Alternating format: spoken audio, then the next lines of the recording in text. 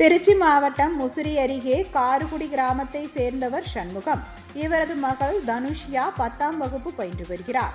இந்நிலையில் நேற்று முன்தினம் கருமப்பட்டி செல்லும் சாலையில் உள்ள வயல் பகுதிக்கு ஆடுகளை மேய்க்க சென்ற தனுஷ்யா இரவு வெகு நேரமாகியும் வீடு திரும்பாததால் பதற்றமடைந்த பெற்றோர் மற்றும் உறவினர்கள் சிறுமியை பல இடங்களில் தேடினர்.